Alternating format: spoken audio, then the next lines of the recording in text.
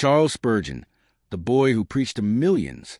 Imagine a young boy in the foggy streets of 19th century England, walking alone in a snowstorm, searching not for warmth, but for hope.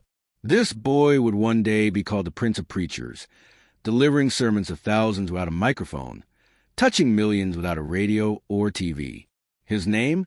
Charles Haddon Spurgeon. This is not just a story. It's the story of how one life surrendered to God can change the world. Born June 19, 1834, in Kelvedon, Essex, England, eldest of 17 children in a Christian home, though not all siblings survived childhood. His father, John Spurgeon, and grandfather, James Spurgeon, were ministers, but Charles himself did not yet know Christ personally.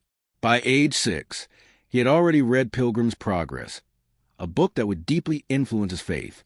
Even as a child, he had a sharp mind in a deep moral sense, but also a heavy awareness of sin. At age 15, on a snowy January morning in 1850, Charles was walking to church when a snowstorm forced him into a small primitive Methodist chapel. The preacher that morning was not the regular pastor, just a simple man filling in. The text was Isaiah 45, verse 22. "Look unto me, and be ye saved, all the ends of the earth." The man looked straight at Charles and said, "Young man, you look very miserable, and you will always be miserable until you obey my text. Look to Jesus Christ. Look, look, look. You have nothing to do but to look and live." In that moment, Charles says, "I saw at once the way of salvation, like when the brazen serpent was lifted up. The people only looked and were healed. So I looked to Jesus, and I was healed." Within months, Charles began sharing his faith. At age 16, he preached his first sermon in a small cottage, nervous, yet powerful. By 17, he became pastor of a tiny Baptist church in Waterbeach. His preaching drew crowds far beyond the village. People walked miles to hear the boy preacher.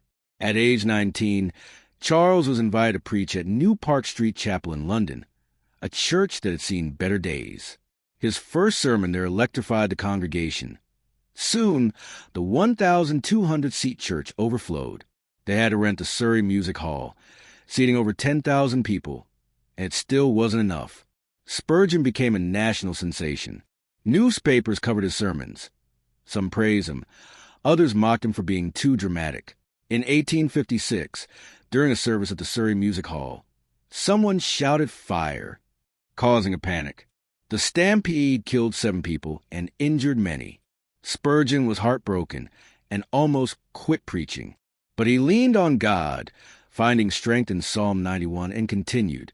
In 1861, the Metropolitan Tabernacle opened, seating 5,000 with standing room for 1,000 more.